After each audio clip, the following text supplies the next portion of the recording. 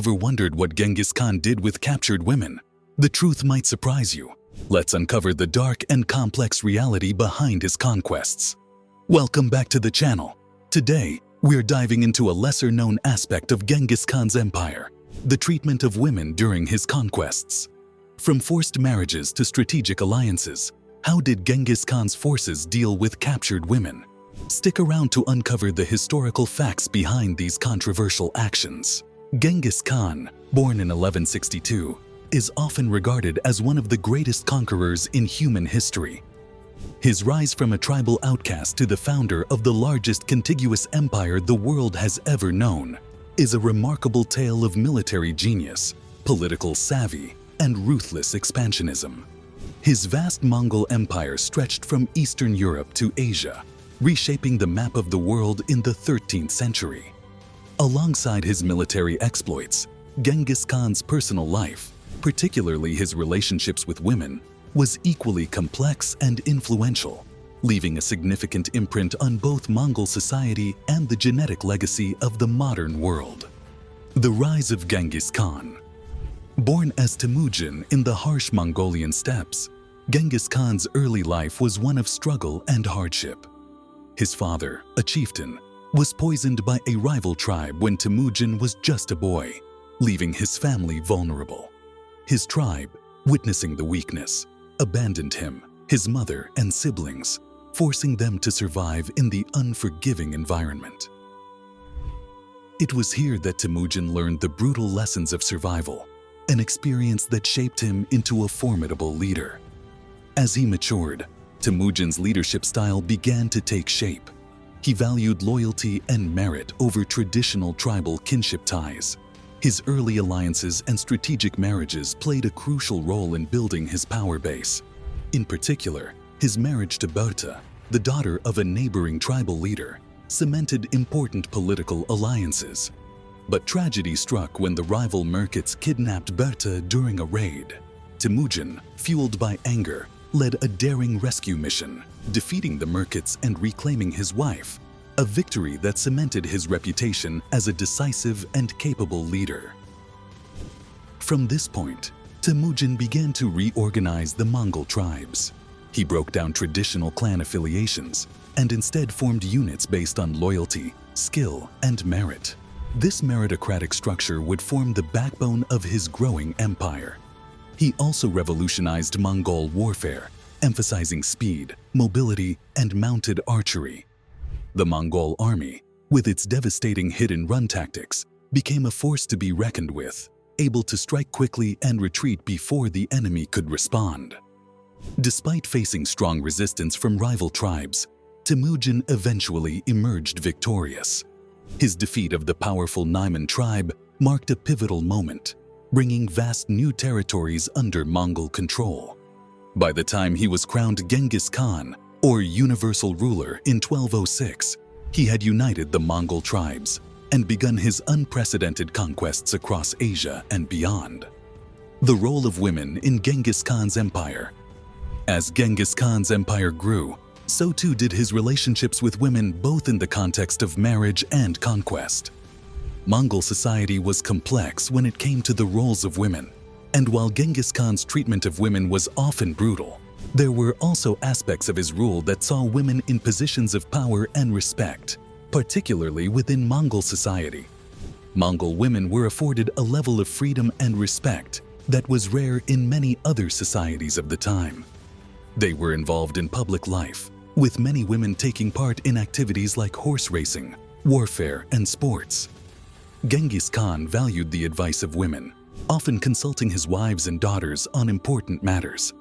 He also allowed women to inherit property and manage households, which was a significant privilege during a time when many women across the world were relegated to more traditional submissive roles.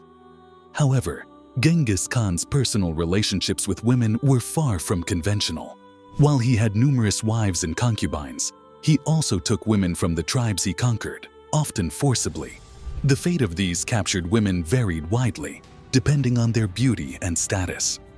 Those deemed particularly beautiful were often sent directly to Genghis Khan himself, where they were either kept as wives or concubines. he had a particular preference for women with small noses, rounded hips, long hair, and beautiful voices. Once a city was conquered, the Mongol army would go on a rampage, killing men, soldiers, and elderly individuals. The women, on the other hand, were often taken as spoils of war.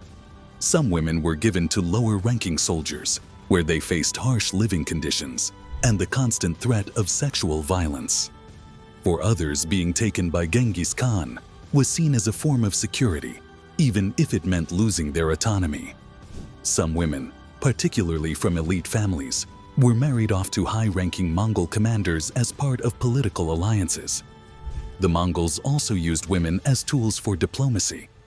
Genghis Khan frequently arranged marriages between his own family and the ruling elites of conquered territories, solidifying alliances and ensuring peace.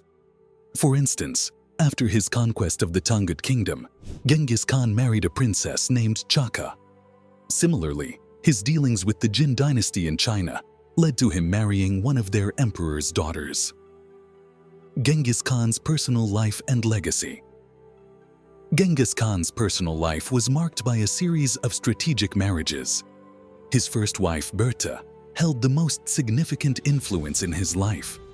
Their union was arranged when they were children, and although they faced many challenges including Berta's abduction and rape during her captivity, she remained a trusted advisor to Genghis Khan throughout his reign. Berta gave birth to several of Genghis Khan's sons, and only the children born to her were considered his legitimate heirs. Beyond Berta, Genghis Khan had many other wives. His second wife, an empress, accompanied him on military campaigns. He also married two princesses from the Tatar tribes after defeating their father in battle. Each wife had her own separate tent or ordo to live in and manage, along with her children and concubines. Genghis Khan rotated between his wives, and his camp would often move to different yurts depending on which wife he was spending time with. One of the most remarkable aspects of Genghis Khan's romantic life was his reputed virility.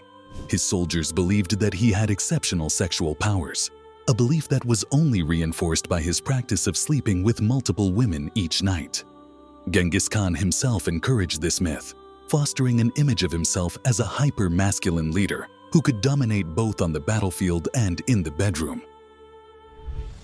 The mystery of Genghis Khan's death. Genghis Khan's death in 1227 remained shrouded in mystery, with several theories surrounding the cause of his demise. One popular but unverified legend suggests that Genghis Khan was castrated by a captive princess, a tale that would have further tarnished his legacy. According to this story, after Genghis Khan captured a beautiful princess from the Tangut Kingdom, she attempted to assassinate him by castrating him with a hidden dagger. She then threw herself into a river, ending her own life. The true cause of Genghis Khan's death remains unknown, as his tomb has never been found. Some speculate that his death was the result of old age. Others suggest that he was injured during a campaign in western China, while others believe that the rumors about his castration were spread by his enemies as a form of propaganda. Genghis Khan's descendants and genetic legacy. Despite his death, Genghis Khan's genetic legacy lives on. It is estimated that approximately 16 million men today, about 0.5% of the global male population, carry his genetic markers.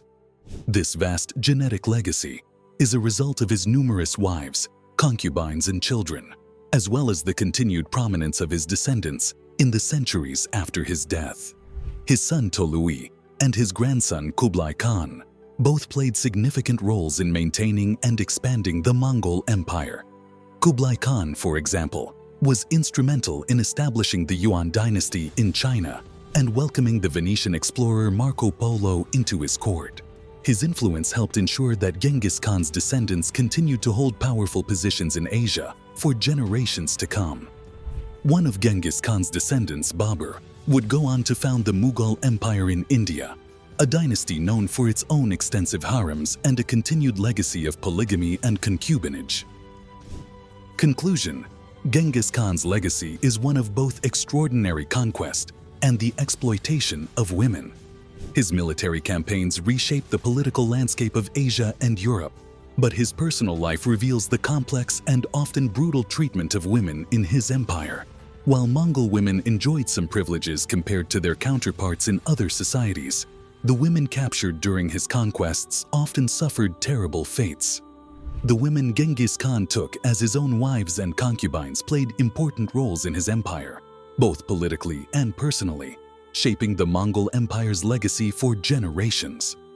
If you found Genghis Khan's story as fascinating as we did, don't forget to like, subscribe, and hit the bell for more incredible historical tales.